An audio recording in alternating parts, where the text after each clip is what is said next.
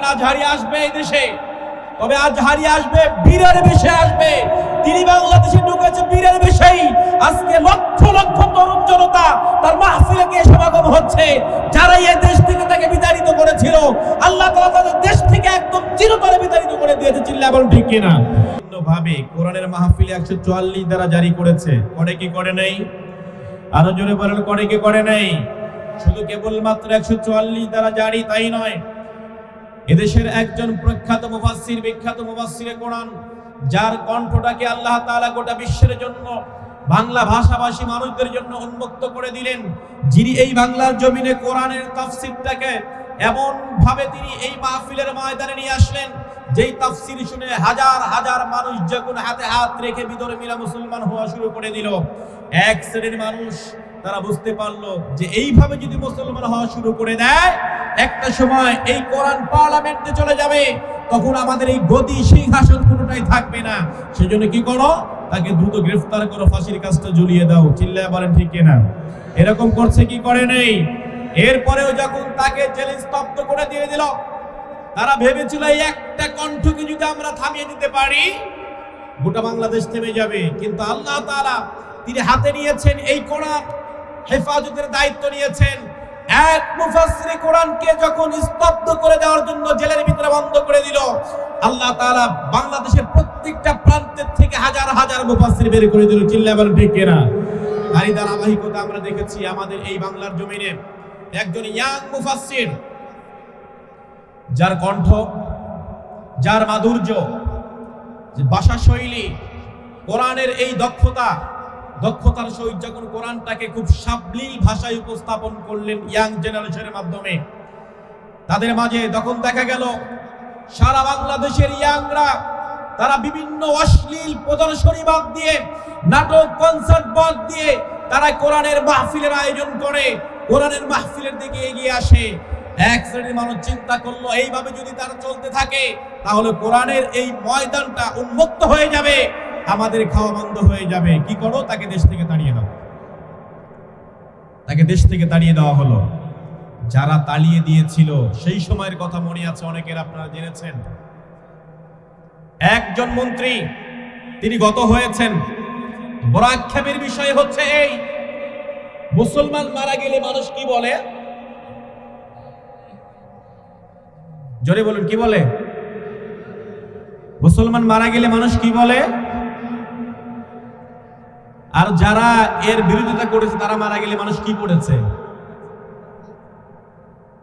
কি পড়েছে? ভয় পান? এখনো ভয় পান নাকি?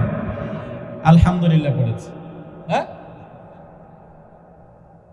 একটাবার কল্পনা করেন না, আমি মুসলিম, মাথায় টুপি দিয়ে আমি কোরআনের ময়দানে এসে হাজির হয়েছি, কিন্তু আমি চাই শুধু কবরের নিচের আলোচনা করে হুজুর, উপরেরটা বলা যাবে না, বললে আমার বিপদ আছে না নাই? তারা বলল কি? যে জামাতের প্রোডাক্ট, এই জামাতের প্রোডাক্ট ট্যাগ লাগিয়ে দেশ থেকে তাড়াতে বাধ্য করলো, দেশ থেকে তাড়িয়ে দিল। আমাদের সেই একজন প্রয়াত মুফাসসির ডাক্তার লুৎফর রহমান গত কিছুদিন আগে তিনি দুনিয়া থেকে বিদায় নিয়েছেন। উনি তখন সর্বশেষ একটা কথা বলেছিলেন, তোমরা ভেবেছো ডক্টর মিজানুর রহমান আজহারিকে এই দেশ থেকে তাড়িয়ে দিয়ে ভাবছো কোরআনের এই আলোচনা বন্ধ করে দিবা, কিন্তু না, আল্লাহ চাইছেন তাকে উপর থেকে টান দিবেন। গোটা বিশ্বব্যাপী মিজানুর রহমান আজহারির সুনাম আল্লাহ তাআলা ছড়িয়ে দিয়েছেন। চিল্লায় বলেন ঠিক কিনা? আরো জোরে বলেন ঠিক কিনা? তিনি একটা কথা বলেছিলেন, আজহারি আসবে এই দেশে, তবে আজহারি আসবে বীরের বেশে আসবে। তিনি বাংলাদেশে ঢুকেছে বীরের বেশেই। আজকে লক্ষ লক্ষ তরুণ জনতা তার মাহফিলে গিয়ে সমাগম হচ্ছে। যারা এই দেশ থেকে তাকে বিতাড়িত করেছিল, আল্লাহ তাআলা তাদের দেশ থেকে একদম চিরতরে বিতাড়িত করে দিয়েছে। চিল্লায় বলেন ঠিক কিনা? আরো জোরে বলেন ঠিক কিনা? কিন্তু আল্লাহ যাকে ধরে না, ধরলে আল্লাহ ছাড়ে না। আল্লাহ ধরা বড় কঠিন। আপনারা চেয়েছিলেন কোরআনের এই ময়দানটাকে আপনারা স্তব্ধ করে দেবেন, কোরআনের ময়দানটাকে বন্ধ করে দেবেন, কিন্তু আল্লাহ চাইলেন তার কোরআনটাকে এই জমিনে আবারও ফিরে আনবেন, যার প্রমাণ আপনারা দেখেছেন। ফার্স্ট প্রোগ্রাম করলো কক্সেস বাজার, দেখেছেন আপনারা? দেখেন নাই? কত লক্ষ? প্রায় 10 লক্ষ লোক হয়েছিল। চারটিখানি কথা মনে করেছেন? আর গতকালকে করেছে যশোরে, 9টা প্যান্ডেল করেছে, সব ফ্ল্যাপ। যেই ব্যক্তিটার আওয়াজটা বন্ধ করে দেওয়ার জন্য দেশ থেকে তাড়িয়ে দিল, আল্লাহ তাআলা তাকে বীরের বেশে দেশে এনে এমন সম্মান দিলেন, সেই সময় 1 লক্ষ লোক হলে এখন 10 থেকে 15 থেকে 20 লক্ষ লোক হয়ে যাচ্ছে। আল্লাহু আকবার বলবেন না? তার মানে এটা কি থামাতে পেরেছে নাকি আরো প্রস্ফুটিত হয়েছে? কোরআন হচ্ছে এমন একটা জীবন বিধান, আপনি যতই এর পিছনে লাগবেন আপনি নিঃশেষ হয়ে যাবেন, কিন্তু কোরআন তার সগৌরব স্বমহিমায় এই পৃথিবীতে প্রতিষ্ঠিত হবে। চিল্লায় বলেন আল্লাহু আকবার, আর জোরে বলেন আল্লাহু আকবার। সেই কোরআনের ময়দানে আমরা এসেছি। আমরা চাই এই বাংলার জমিনে, আমরা চাই কোরআনের বিধান বাস্তবায়ন হোক। চাই কি চাই না? আরো জোরে বলেন, চাই কি চাই না? আমরা চাই কোরআনের আইন, আমরা সকলেই চাই। কারণ কোরআনের আইন কতটা চমৎকার, অবাক হয়ে যাবেন আপনি। বাংলাদেশে চোর আছে না নাই? হ্যাঁ, মসজিদে গেলে জুতা চুরি হয় না? আবার মোটরসাইকেলও চুরি হয়ে যায়, গাড়িও চুরি হয়ে যায়, ইমাম সাহেবের মোটরসাইকেল নিয়ে যায়, কিচ্ছু মানে না। আমার এক ছোট ভাই পালসার গাড়ি কিনেছে, ইমাম সাহেব জোহরের নামাজের সময় মসজিদে, ওর মসজিদেই সাইডে রেখে নামাজ পড়তেছে, এসে দেখে গাড়ি নেই, নিয়ে গেছে। ইসলাম যদি কায়েম হয়ে যায়, মানুষের আর এই চোরের ভয় থাকবে। কোরআনের আইন সেজন্য দরকার আছে না নাই? আরো জোরে বলেন, আছে না নাই? এই কোরআন যদি পার্লামেন্টে যায়, মদ বন্ধ হবে। কোরআন পার্লামেন্টে গেলে সুদ বন্ধ হবে। কোরআন পার্লামেন্টে গেলে দুর্নীতি বন্ধ হবে, চাঁদাবাজি বন্ধ হবে, ছিনতাই রাহাজানি টেন্ডারবাজি বন্ধ হয়ে যাবে, চুরি ধর্ষণ খুন সবকিছু বন্ধ হয়ে যাবে। সেই জন্য এক শ্রেণীর মানুষ তারা চায়, যারা এই পক্ষে আছে, তারা চায় কোরআন কোনোদিন যারা পার্লামেন্টে না আসে, তারাই আলেমদেরকে ধরে ধরে বিভিন্নভাবে নির্যাতন করে। চিল্লায় বলেন ঠিক কিনা? আরো জোরে বলেন ঠিক কিনা? সেই জন্য এই কোরআন আমরা মুসলিম হিসেবে চাই পার্লামেন্টে যাক, কারণ কোরআন পার্লামেন্টে গেলেই এই দেশে শান্তি ফিরে আসবে।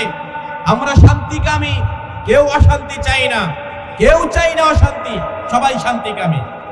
সেজন্য আমরা সকলেই চাই কোরআন পার্লামেন্টে যাই। আল্লাহ তাআলা কবুল করুক, আমরা সকলে বলে আমি।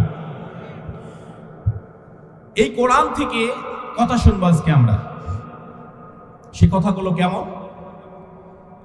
যেই 3টে আয়াত তেলাওয়াত করেছি সূরাতুল হুজুরাতের 11, 12 এবং 13। আমাদের প্রভু এক নবীর উম্মত, জীবন বিধান এক, ওই সেবানি কোরআন। আমাদের প্রভু এক নবীর উম্মত, জীবন বিধান এক, ওই সেবানি কোরআন। তবে কেন এক নাও হে মুসলমান, এক হাও করিয়া আহ্বান। আমাদের প্রভু এক নবীর উম্মত, জীবন বিধান এক, ওই সেবানি কোরআন। বাইতুল্লাহ এক, মদিনা শরীফ এক, উহুদ পাহাড় এক, বদরের মাঠ এক। বাইতুল্লাহ এক, মদিনা শরীফ এক, উহুদ পাহাড় এক, বদরের মাঠ এক। একটা তো জীবন আর মরণ তো একবার, একটা তো জীবন আর মরণ তো একবার। সকলের তরে আছে একই স্থান, তবে কেন এক নাও হে মুসলমান, এক হও করিয়া আহ্বান। আমাদের প্রভু এক নবীর উম্মত জীবন বিধান এক ওই শিবানী কোরআন হাসরের মাঠ এক মিজানের মাপ এক লৌহে মাহফুজ এক ফুলসিরাত এক হাসরের মাঠ এক মিজানের মাপ এক লৌহে মাহফুজ এক ফুলসিরাত এক একটা তো চাঁদার একটাই সূর্য একটা তো চাঁদার একটাই সূর্য ধরাতে নিয়ম মেনে আলো করে দান তবে কেন এক নাও হে মুসলমান এক হও করি আহ্বান আমাদের প্রভু এক নবীর উম্মত জীবন বিধান এক ওই শিবানী কোরআন তবে কেন এক নাও হে মুসলমান এক হও করিয়া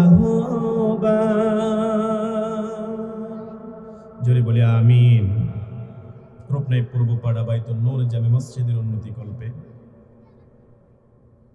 ইসলামী জালসা আজকের এই মহতি আয়োজনের সভাপতির আসন অলঙ্কিত করে যিনি বসে আছেন আলহাজ ডক্টর বাবুল আহমেদ আকন্দ আপনি উনি কি অনুপস্থিত উনি প্রধান অতিথি মাশাআল্লাহ প্রধান অতিথি আলহাজ কে এম আজাদ সাহেব আলহামদুলিল্লাহ উনি আমাদের পাশে এসে বসে আছেন। আজকের এই প্রোগ্রাম যাকে কেন্দ্র করে এলাকার মানুষ যাকে সম্মান করে এই মাহফিলের প্রধান অতিথির আসন অলঙ্কিত করার জন্য ইনভাইট করেছেন উনি সাড়া দিয়ে মাহফিলে এসে বসেছেন। আল্লাহ তাআলা প্রধান অতিথিকে হায়াতের ভিতরে বারাকা দান করে আমরা সকলে বলে আমিন আর জোরে বলে আমিন। আলোচনা শুনে ধন্য করেছেন আমার পূর্বে কথা বলেছেন মাওলানা মোহাম্মদ আব্দুল হান্নান সাহেব রূপনাই খুব চমৎকার কথা বলেছেন। আল্লাহ পাক হযরতের কণ্ঠটাকে ইসলামের জন্য কবুল করে নিক আমরা সকলে বলে আমিন। আলোচনা শুনিয়ে ধন্য করেছেন আপনাদের অত্যন্ত প্রিয় মানুষ আপনাদের অত্র মসজিদের সম্মানিত খতিব হযরত মাওলানা মোহাম্মদ শাহ আলম সাহেব। আল্লাহ তাআলা এই খতিবকে ইসলামের জন্য কবুল করে নিক আমরা সকলে বলে আমিন। মঞ্চে বসা আছেন দিন প্রিয় তাওহীদ প্রিয় ইসলাম প্রিয় ওলামায়ে কেরাম বিন্দু আমার সামনে বসা আছেন ইসলামের একদল ঝান্ডাবাহী যুবক ভাইরা মুরব্বিয়ানে আজম ছোট ছোট কচি কচা বাচ্চারা পর্দার অন্তরালের পর্দানিশী মা ও বোনেরা সকলকে এই মাহফিলের পক্ষ থেকে আহলান সাহলান মোবারকবাদ জানিয়ে আমি আবারও সালাম জ্ঞাপন করছি আসসালামু আলাইকুম ওয়া রাহমাতুল্লাহি ওয়া বারাকাতুহু। সালামের জবাবটা কি জোরে হলো? এতগুলো মানুষ জবাব দিলে তো মনে হয় আমার চেয়ে আওয়াজ বেশি হওয়ার কথা ছিল। একটুকু জোরে সালামের জবাব দেওয়া যাবে? সালাম অর্থ কি? শান্তি। সালাম অর্থ কি? শান্তি। আমি আপনার শান্তি চাইলাম, আপনারা একটু আমার শান্তি চাবেন না? হ্যাঁ, একটু জোরে সালামের জবাব দেব। আসসালামু আলাইকুম ওয়া রাহমাতুল্লাহ। মাশাআল্লাহ, এবার ঠিক আছে। প্রশংসার একমাত্র মালিককে, আরো জোরে বলতে হবে, প্রশংসার একমাত্র মালিককে। প্রাণ খুলে হৃদয়ের সমস্তটুকু ভালোবাসা উজাড় করে আমরা সেই মহান মনিবের প্রতি একবার সিজদা অবনত চিত্তে শুকরিয়া আদায় করছি। সকলে বলি আলহামদুলিল্লাহ। আরো জোরে পড়ে আলহামদুলিল্লাহ। আমার সাথে সকলেই পড়েন রব্বানা লাকাল হামদ হামদান কাসীরান তাইয়িবান মুবারাকান ফীহি ইয়া রাব কামা ইয়ানবাগি লিজালালি ওয়াজহিক ওয়া আযীমি সুলতানিক লাকাল হামদু বিল ঈমান, লাকাল হামদু বিল ইসলাম, লাকাল হামদু বিল কুরআনিল আযীম।